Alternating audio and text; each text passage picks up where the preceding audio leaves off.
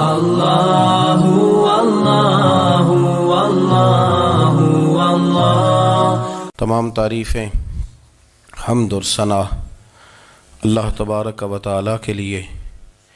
درود و سلام نبی اکرم نور مجسم شفیع معظم احمد مجتبیٰ جناب حضرت محمد مصطفیٰ صلی اللہ تعالیٰ علیہ وسلم کی ذات والا صفات کے لیے حمد و صلات کے بعد، مسلمان کا یہ عقیدہ ہے کہ ہمارا خالق اللہ ہے، ہمارا مالک اللہ، ہمارا رازق اللہ۔ جب یہ ساری چیزیں، ساری عطائیں، ساری نعمتیں اللہ کی ہیں تو پھر مسلمان کی ساری توجہ بھی اللہ ہی کی جانب ہونی چاہیے۔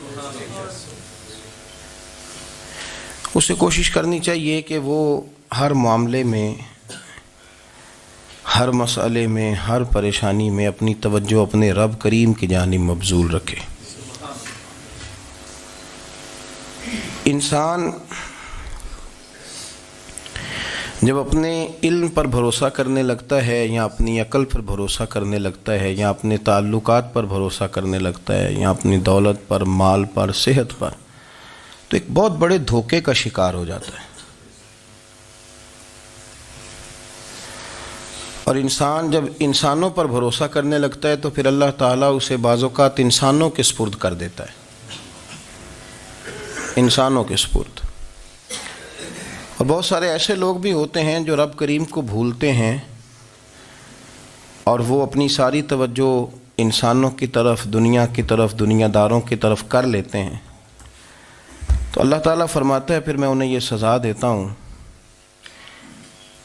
کہ وہ مجھے بھولنے نکلے تھے تو میں نے انہیں ان کا اپنا آپ بھی بھلا دیا، اپنا آپ بھی۔ سورہ حشر کو دیکھیے گا، فرمایا وَلَا تَكُونُوا كَالَّذِينَ نَسُوا اللَّهَ فَأَنسَاهُمْ أَنفُسَهُمْ۔ ان لوگوں کی طرح نہ ہو جانا جنہوں نے اللہ کو بھلا دیا تو اللہ نے پھر انہیں ان کا اپنا آپ بھی بھلا دیا، انہیں اپنی بھی ہوش نہیں رہی، وہ ایسے مسائل میں گھر گئے، وہ ایسی آزمائشوں میں الجھ گئے، وہ ایسی دنیا داری کے اندر الجھے کہ انہیں اپنا بھی پتہ نہ چلا۔ اب تو ڈھونڈتا پھرتا ہوں اے اقبال اپنے ہی آپ کو، اب تو ڈھونڈتا پھرتا ہوں اے اقبال اپنے آپ کو، آپ ہی گویا مسافر، آپ ہی منزل ہوں میں۔ جب انسان خدا فراموش ہوتا ہے تو خود فراموش ہو جاتا ہے۔ ہمارا بڑے زمانے سے تکیہ ہے، کبھی امریکہ پر، کبھی یورپ پر، کبھی برطانیہ پر، کبھی مالداروں پر، کبھی اسلحے والوں پر۔ اس کا نقصان یہ ہوا کہ اپنا کوئی وجود نہیں رہا، اپنا کوئی نظریہ نہیں رہا، اپنی کوئی سوچ نہیں رہی۔ ایسے محسوس ہوتا ہے کہ کوئی منشور نہیں، کوئی دستور نہیں، لگام منہ میں ہے اور اس کا سرا کسی کے ہاتھ میں ہے، وہ جدھر چاہتا ہے ہمیں گھما لیتا ہے۔ اللہ فرماتے ہیں یوں نہ ہو جانا کہ تم رب کو بھلا دو اور پھر تمہیں اپنا آپ بھی بھول جائے۔ اولئک ھم الفاسقون، فرمایا یہ وہ لوگ ہیں جو نافرمان ہیں اللہ کے، یہ نافرمان ہیں۔ جب یہ نظریہ بن گیا، جب یہ ذہن بن گیا کہ پیدا اللہ نے کیا ہے، دینا اللہ نے ہے، عطا کرنے والا اللہ ہے، نوازنے والا اللہ ہے، تو پھر ساری توجہ دنیا داروں کی طرف رکھنا، میں اللہ والوں کی طرف توجہ رکھنے کا قائل ہوں، میں وہ سمجھتا ہوں، ہم اس چیز کے قائل ہیں، لیکن وہ بھی کوئی آستانہ ہے کہ جہاں حق مرشد کا نعرہ تو بڑا لگے پر رب کا نام ہی نہ سننے کو ملے۔ یہ بھی کوئی بات ہوئی کہ جہاں یہ تو نعرہ زور سے لگے کہ جیوے جیوے مرشد جیوے، لیکن استغفار کا درس ہی نہ ملے۔ جہاں ہر وقت یہ بتایا جائے کہ یہاں آ گئے تو بچ گئے، کیسے بچیں گے؟ میرے رسول پاک علیہ السلام کا دروازہ سب سے بڑا دروازہ ہے، حضور کا دروازہ سب سے بڑا دروازہ ہے، لیکن میرے دوستو یاد رکھنا، نبی پاک علیہ السلام نے بھی لوگوں کو جب رستہ دکھایا ہے تو رب کریم کا رستہ دکھایا ہے، اللہ کا رستہ دکھایا، اللہ کریم کا رستہ دکھایا، لوگوں کو رب کی طرف توجہ کرائی۔ میرے رسول کریم سید عالم صلی اللہ تعالیٰ علیہ وسلم نے لوگوں کی اللہ کی جانب توجہ کرائی اور لوگوں سے یہ کہا کہ وہ اپنے رب کریم کی جانب اپنا ذہن رکھیں، اپنی توجہ اپنے اللہ کی جانب مبذول کریں۔ میری بات کو اچھے طریقے سے سمجھیے گا، علم اللہ تبارک و تعالیٰ عطا کرتا ہے، تو اسے اللہ کی عطا ہی سمجھنا چاہیے۔ کچھ لوگوں کے پاس علم ہوتا ہے پر علم نافع نہیں ہوتا، وہ ٹامک ٹونجا مارتے رہتے ہیں ساری زندگی۔ علم کو اللہ کی عطا سمجھیں، اپنی عقل پر، اپنے شعور پر زیادہ بھروسہ نہ سمجھیں، نظر اللہ پہ رکھیں۔ حضرت مولا علی شیر خدا کرم اللہ تعالی وجہہ الکریم سے کسی نے پوچھا تھا بڑا عالم کون ہوتا ہے؟ ہمارے ہاں تو اب وہ والے عالم پائے جاتے ہیں نا، اللہ ماشاءاللہ، جو ممبر پہ بیٹھتے ہیں تو دعوے ہی دعوے، ممبر پہ بیٹھتے ہیں تو دعوے ہی دعوے، اس طرح کے عالم ہمارے ہاں پائے جاتے ہیں۔ وہ ہر بات میں دعویٰ کرتے ہیں، میں یہ کر دوں گا، میں وہ کر دوں گا۔ یہ مزاج علماء کا نہیں۔ حضرت علی المرتضیٰ سے کسی نے پوچھا بڑا عالم کون ہوتا ہے؟ فرمایا بڑا عالم وہ ہوتا ہے کہ جسے مسئلے کا پتہ نہ ہو تو وہ کہہ دے مجھے نہیں پتہ، میں پتہ کر کے بتاؤں گا، غلط بات بیان نہ کرے۔ امام مالک سے کسی نے کوئی مسئلہ پوچھا تو آپ فرمانے لگے مجھے اس سوال کا جواب نہیں آتا، ہمارے بزرگ سمجھاتے کیا ہیں؟ وہ کہنے لگا آپ اتنے بڑے امام ہیں تو اس سوال کا جواب نہیں آتا۔ آپ فرمانے لگے اگر مجھے ہر سوال کا جواب آتا پھر تو میں خدا ہوتا، مجھے ہر سوال کا جواب نہیں آتا، مجھے تو اتنا آتا ہے جتنا میرے رب نے مجھے عطا کر دیا ہے۔ اپنی نظر اللہ پہ رکھیں، نکل آئیں اس معمے سے باہر کہ میں کوئی بلا ہوں، مجھے بڑا پتہ ہے، میرے پاس 6 ڈگریاں ہیں، مجھے 10 جگہ پہ تدریس کا شغف حاصل ہے، اس سے نکلیں باہر۔ قرآن مجید دیکھیے گا، اللہ تعالیٰ نے ارادہ قدرت فرمایا کہ میں حضرت آدم کو بناؤں گا، پھر بنانے کے بعد فرمایا فرشتوں سجدہ کرو آدم کو، سب نے سجدہ کیا الا ابلیس ابا واستکبر وکان من الکافرین، سب نے سجدہ کیا سوائے ابلیس کے، اس نے انکار بھی کیا، تکبر بھی کیا اور کافروں میں سے ہو گیا۔ تو یہ جب اللہ تعالیٰ نے سجدہ کرایا تو کیسے کرایا؟ اللہ تبارک و تعالیٰ نے نا حضرت آدم کو علم سکھایا خود، وعلم آدم الاسماء کلہا، خود اللہ فرماتے ہیں کہ میں نے جناب آدم علیہ السلام کو تمام اشیاء کے نام سکھائے، سب اشیاء کے نام سکھائے۔ تو وہ چیزیں پھر میں نے نا، اللہ فرماتے ہیں میں نے فرشتوں پہ پیش کی، میں نے کہا کہ بتاؤ ان کے نام کیا ہے، تو فرشتوں نے جو جواب دیا وہ سمجھنے والا ہے۔ اللہ نے چونکہ خود علم سکھایا تھا حضرت آدم کو، جناب آدم سکھایا تھا، لیکن فرشتوں کو نہیں سکھایا تھا۔ تو اللہ کریم نے فرمایا فرشتوں اب یہ بتاؤ ان چیزوں کے نام کیا ہیں؟ تو فرشتے کیا کہتے ہیں؟ فرشتے عرض کرتے ہیں قالوا سبحانک لا علم لنا۔ آپ کبھی یقین کریں اس چیز کی لذت لیں تو مزہ آ جائے۔ کہا قالوا سبحانک، کہنے لگے تو پاک ہے، قالوا سبحانک، کہنے لگے تو، بھئی آدم علیہ السلام کو نام سکھا لیے، پھر فرشتوں کے سامنے وہ چیزیں پیش کر کے کہا ان چیزوں کے نام بتاؤ، تو فرشتے کیا کہتے ہیں؟ کہتے ہیں قالوا سبحانک، تو پاک ہے، لا علم لنا، ہمارے پاس کوئی علم نہیں، الا ما علمتنا، ہمیں تو اتنا پتہ ہے جتنا تو نے ہمیں سکھا دیا ہے، ہمیں تو اتنا پتہ ہے جتنا تو نے ہمیں، لا علم لنا، ہمارے پاس کوئی علم نہیں ہے، اتنا ہی پتہ ہے جتنا تو نے ہمیں سکھا دیا ہے، اس سے زیادہ ہمارے پاس علم۔ اور یہ کیوں تو نے ہمیں جتنا سکھایا اتنا پتہ ہے؟ فرشتے یہ نہیں کہتے یا اللہ تو زیادہ سکھا، آدم کو دیا تو ہمیں بھی دے، یہ نہیں فرمایا، فرمایا انک انت العلیم الحکیم، اے اللہ تو علم والا بھی ہے اور حکمت والا بھی ہے، تجھے پتہ ہے کس کو کتنا دینا ہے، جتنا تو نے مناسب سمجھا جناب آدم کو دیا، اور جتنا تو نے بہتر سمجھا وہ تو نے ہمیں عطا فرمایا۔ تو اگر آپ کے پاس علم ہے، کہیں نالج ہے، تو اس کو اللہ کی عطا سمجھیں۔ ہمارے ہاں بہت سارے لوگ بن کے بیٹھ جاتے ہیں، میں اکثر کہتا ہوں کہ پھر وہ دعوے کرتے ہیں میرے علاقے والے جاہل ہیں، میرے شہر والے جاہل ہیں، میرے خاندان والے پڑھے نہیں۔ یہ آپ کا دعویٰ ہے، یہ آپ کو خراب کر دے گا۔ ہم نے بہت سارے ایسے لوگ دیکھے جو بہت بڑے عالم تھے، لیکن اللہ جب لینے پہ آیا تو عقل ہی لے گیا، شعور ہی چلا گیا، حافظے ختم ہو گئے۔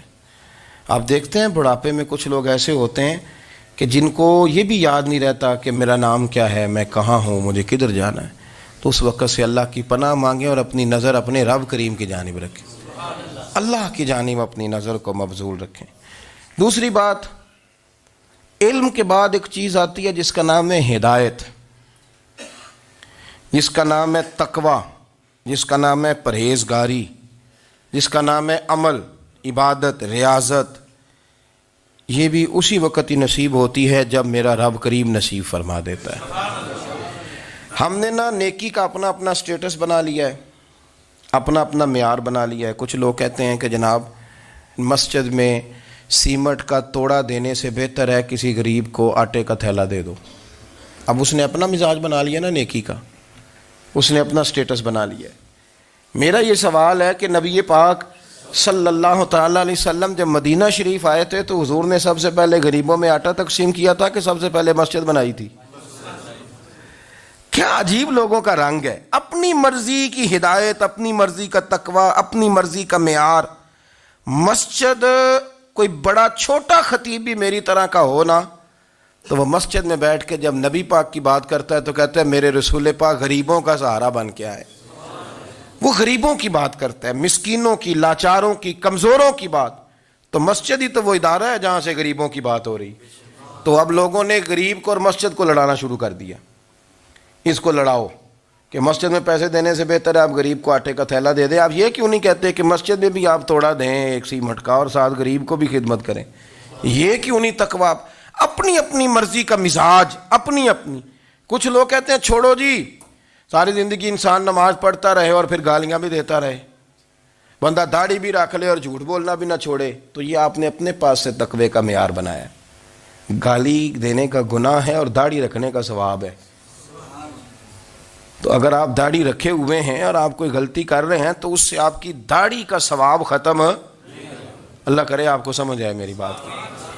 آپ کوئی غلطی کر رہے ہیں، داڑھی کا ثواب اس سے ختم، وہ اپنی جگہ پہ قائم ہے چیز۔ اپنی مرضی کا کیوں تقوی کا معیار بناتے ہیں؟ تقوی کا مزاج اپنی مرضی کا نہ بناؤ، اللہ کی بارگاہ سے دعا مانگو کہ یا اللہ ہمیں ہدایت کا نور عطا فرما، اللہ تو ہمیں رستہ دکھا، تو بتا کہ ہدایت کیا ہے۔ تو رب فرماتا ہے اللہ ولی الذین آمنوا، اللہ مومنوں کا مددگار ہے، یخرجہم من الظلمات الی النور، وہ انہیں اندھیروں سے نکالتا ہے اور نور کی طرف روشنی عطا فرماتا ہے۔ اندھیروں سے نور کی طرف اللہ لاتا ہے۔ اللہ ولی، اللہ مومنوں کا ولی ہے، وہ انہیں اندھیروں سے نور کی طرف نکالتا ہے۔ ہدایت ہمیشہ اللہ کی طرف سے سمجھے۔ جب وہ نماز کی توفیق دیتا ہے تو اپنے فضل سے دیتا ہے، جب وہ ذکر کی توفیق دیتا ہے تو اپنے فضل سے۔ ہم سمجھتے ہو جی فلانا نہیں پڑھ رہا بڑا بیوقوف ہے، فلانا نہیں پڑھ رہا، تو تم کیا اپنی عقل کے زور پہ پڑھ رہا ہے؟ میں جی اللہ کے فضل سے 2 سپارے پڑھتا ہوں، تو کس پہ احسان کرتے تو 2 سپارے پڑھ کے رویا کر۔ کہا اگر مالک تو بڑا قریب نہیں، بڑے لوگ ہیں جن کو پورا قرآن حفظ ہے پر انہیں پڑھنے کی توفیق نہیں، تو انہیں فضل کیا اور مجھے توفیق دے دی ہے پڑھنے کی۔ رویا کر، پڑھ کے رویا کر، راتی ساری کر کر زاری، او نیند اکھاں تھی توندے تے فجرے اوہی گناہگار کہاون سب تو نیوے ہوندے۔ مہربانی کریں، ڈریں، نیکی کریں تو پھر ڈریں، پھر احساس پیدا کریں، پھر اپنے اندر وہ کمزوری لائیں، کہیں توبہ توبہ مجھے تو پتہ ہی نہیں، تو جانتا ہی نہیں۔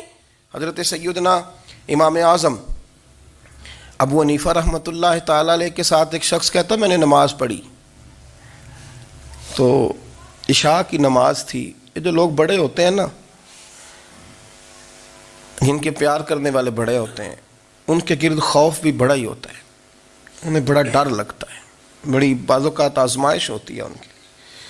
عشاء کی نماز کہتے پڑھی تو امام صاحب نے نا عشاء کی نماز میں تلاوت کی آیتیں فَمَن يَعْمَلْ مِثْقَالَ ذَرَّةٍ خَيْرًا يَرَهُ وَمَن يَعْمَلْ مِثْقَالَ ذَرَّةٍ شَرًّا يَرَهُ، فرمایا جو ذرہ برابر خیر کرے گا وہ بھی قیامت میں دیکھے گا، اور جو ذرہ برابر شر کرے گا وہ بھی قیامت میں اس شر کو دیکھے گا، اس کے سامنے آئے گا۔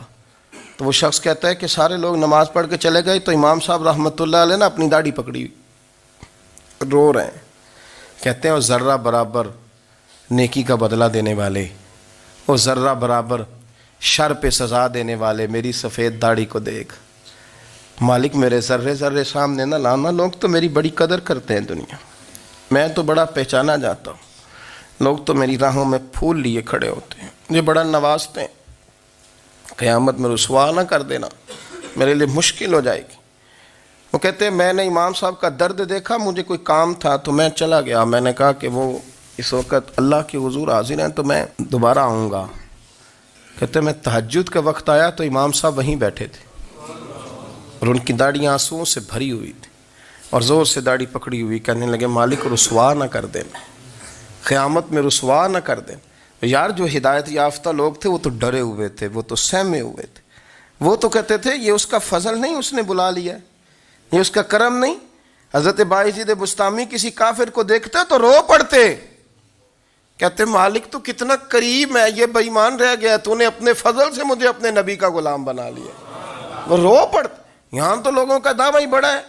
نمازی اللہ خیر فرمائے وہ تو دوسروں کو گھورتا ہے, وہ کہتا ہے جنت کا میں مالک ہوں, کنجیاں میرے پاس ہیں, میں کسی اور کو گھسنے نہیں دوں گا.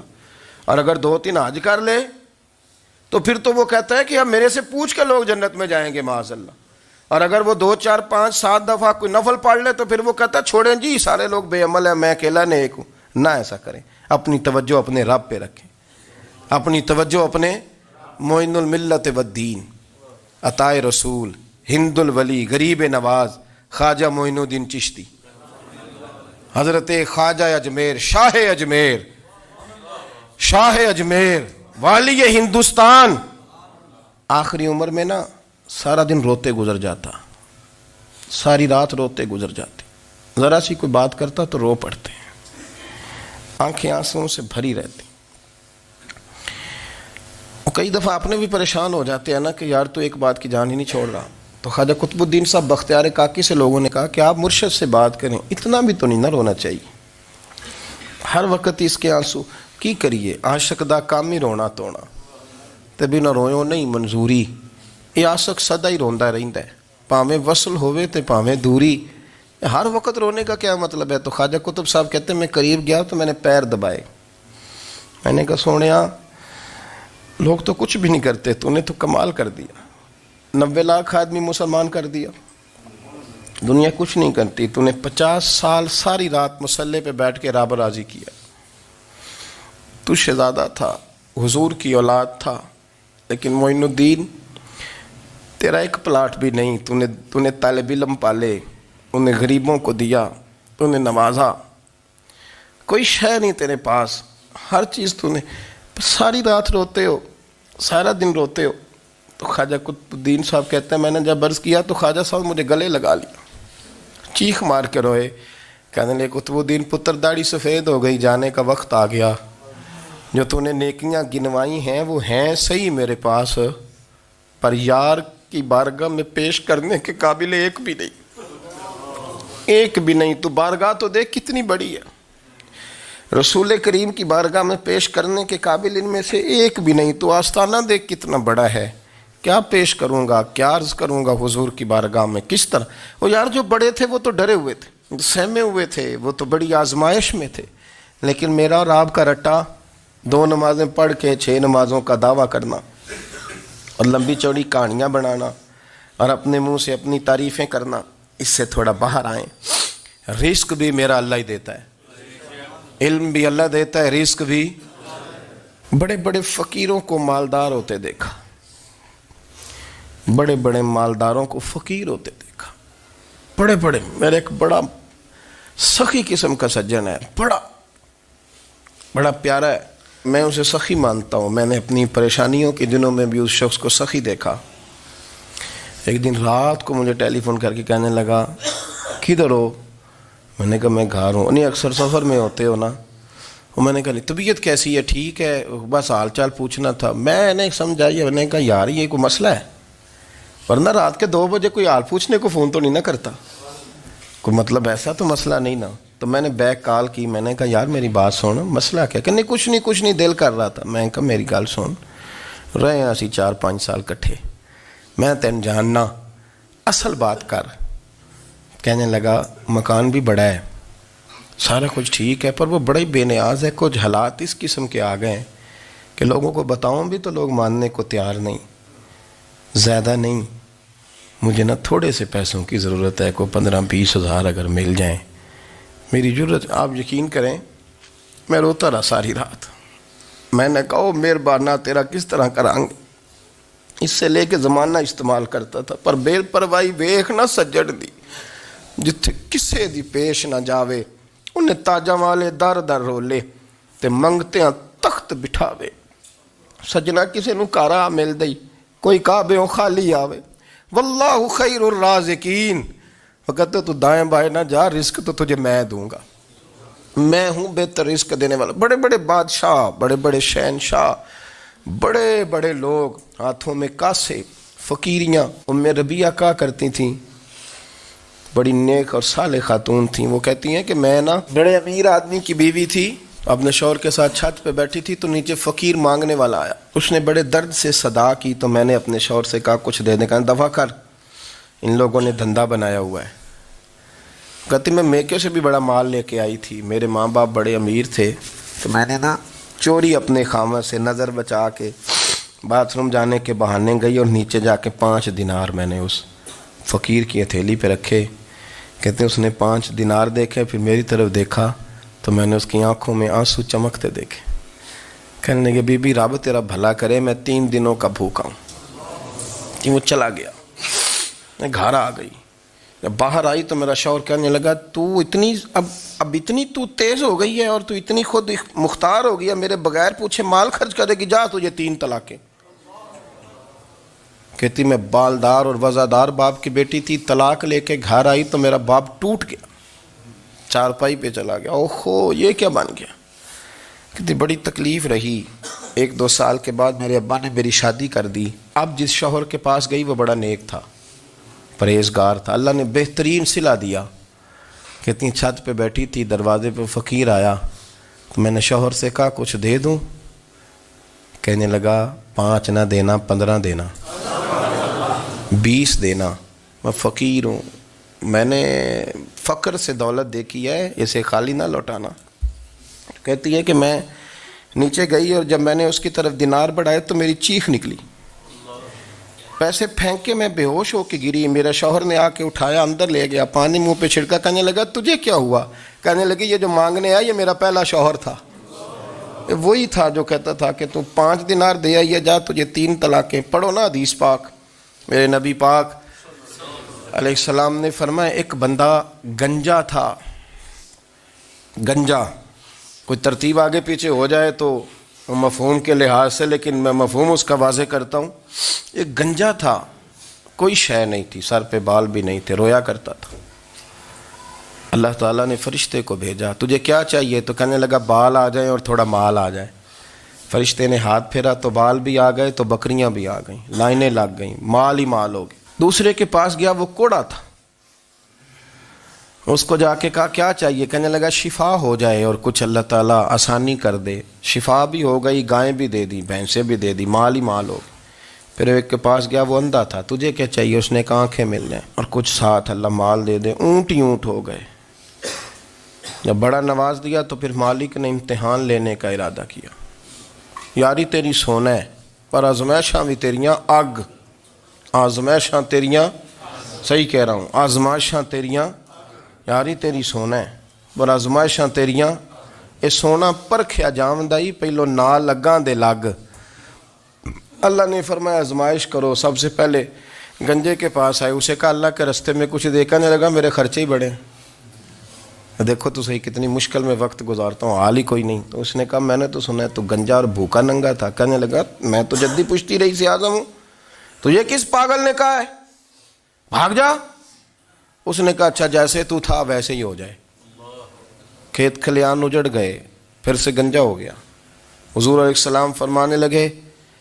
پھر وہ اس کے پاس گیا جو کوڑا تھا، اسے کہا کچھ دے. کہنے لگا خرچے ہی بڑے. اب پوچھ لیں کسی امیر آدمی سے، کہے گا چکی کے نیچے ہاتھ ہے میرا، میرے سے زیادہ تو اب پریشان بندہ ہی کوئی نہیں. کیا بتاؤں آپ کو، اتنا ٹیکس ہے، اتنا جرمانہ ہے، فلانی شے، بڑا کچھ گنواتے ہیں لوگ. اس نے کہا میں نے تو سنا تو پہلے کوڑا تھا. اس نے کہا جا دوڑ جا، میں تو رئیس اعظم ہوں، دادا بھی پردادا بھی اور ساری نسل ہی. اس نے کہا اچھا جیسے تو تھا ویسے ہی ہو جائے. پھر وہ گیا اندھے کے پاس اور جا کے کہا اللہ کے نام پہ کچھ دے. تو کہنے لگا رب کے نام پہ؟ یہ کھڑے ہیں اونٹ، جتنے تیرے دل کرے لے جا. اس نے کہا کیا معنی اس بات کا؟ کہنے لگا یار تجھے کیا بتاؤں، میں تو اندھا تھا، میں نے تو کبھی دنیا دیکھی نہیں تھی. پھر اس کریم نے فضل کیا تو مجھے بڑا کچھ دکھایا. میں کیا بتاؤں, میرا دل کر رہا ہے کہہ دوں کہ پھر اس نے کعبہ دکھایا, پھر اس نے روضہ رسول دکھایا, پھر اس نے ریاض الجنہ کے سجدے دکھائے, پھر اس نے اپنے محبوب کے دروازے کی رونقیں دکھائیں. اس نے بڑا کچھ دیا, اس نے بڑا نوازا. میرے پاس تو شاید میں بدکار پرانا خادم, کسے در ملی نہ ٹوئی, واصف یار نے نظر جو کی تھی پھر واصف ہی ہوئی. یہ تو اس کا کرم ہوا. تو یہ وہ کہنے لگا تو اللہ کے نام پہ جان مانگ, میں وہ بھی دینے کو تیار. میرے پاس تو شے ہی کوئی نہیں تھی, مجھے تو اپنا پتہ ہے, میں تو کوئی شے نہیں تھا, کچھ نہیں تھا میرے پاس. یہ تو ان کا کرم ہے کہ رخ ان کا ادھر ہے. اور مختصر سی میری کہانی ہے, یہ جو بھی ہے ان کی مہربانی ہے. تو وہ کہنے لگا میں بھی کچھ لینے نہیں آیا تھا, تیری آزمائش ہی کرنے آیا تھا. تیری عزتیں بھی سلامت رہیں گی, تیرا مال بھی سلامت رہے گا, تیری شفا بھی. اپنی زندگی میں کبھی بھی اللہ کی بارگاہ سے توجہ ادھر ادھر نہ کریں. چھوڑیں لوگ کیا کر رہے ہیں, دنیا کیا کہہ رہی, کبھی بھی اپنی توجہ دائیں. ہمارا یہ مسئلہ بن گیا کہ ہماری سیاست ہے, ہماری دنیا داری ہے, ہم بندوں کو راضی کرنا چاہتے ہیں. ہم دیکھتے ہیں کون کس طرح, اور آپ یقین کریں آپ تھک جائیں گے, بندے راضی نہیں ہوں گے, وہ نہیں راضی ہوتے. آپ ان کو منا کے لائیں گے تو ادھر والے نکل جائیں گے, ادھر کو منائیں گے تو ادھر والے نکل جائیں گے. اس چکر سے باہر آئیں, اس رب کو راضی کریں جو فرماتا ہے ان الذین آمنوا وعملوا الصالحات سیجعل لهم الرحمن ودا. فرمایا تو ایمان لانے کے بعد نیک عمل کر, میں لوگوں کے دلوں میں تیری محبت پیدا کر دوں. رحمان لوگوں کے دلوں میں محبت ڈال دے گا, اللہ لوگوں کے دلوں میں. اپنی نظر ہمیشہ اپنے رب پہ رکھیں. اتنی لمبی چوڑی دنیا داروں سے امیدیں نہ وابستہ کریں. میں نے دیکھا ہے لوگ کا سال ایسی کرتے ہیں, کبھی اس کے دروازے پہ کبھی اس کے دروازے پہ. ان چکروں سے باہر آئیں اور اپنے رب کی بارگاہ کی طرف توجہ کریں. استغفار شوق سے پڑھا کریں. اور اکیلے میں نا, اکیلے میں حضرت رئیس المتکلمین مولانا نقی علی خان صاحب رحمۃ اللہ نے لکھا ہے کہ فرعون 500 سال حکومت کر گیا. یہاں تو 5 سال کی حکومت کی پیر لڑکھڑاتے ہیں, 500 سال. فرماتے اصل وجہ یہ تھی کہ دنیا جب سو جاتی تھی نا تو اوپر چادر لے کے تو مصلے پہ بیٹھ جاتا تھا اور ہاتھ باندھ کے کہتا تھا رب تو ہی ہے, میرا پردہ نہ کھولنا, مالک تو ہی ہے, کرم نوازی کرنا, میری پکڑ نہ کرنا. وہ بے ایمان ہو کے اگر 500 سال ہاتھ باندھے تو گزارا کر لیتا ہے, تو ایماندار ہے. پر مسئلہ یہ ہے کہ تو رات کو بکل مار کے ہاتھ نہیں نہ باندھتا, تو منت نہیں کرتا, تو استغفار نہیں کرتا. توبہ کریں تو بچے رہیں. وہ اتنی لمبی حکومت کر گیا چونکہ رات کو کہتا تھا مالک رب تو ہی ہے, لیکن مہربانی فرما, میری پکڑ نہ فرمایا, تو اللہ نے تو اس کو مہلت دے دی.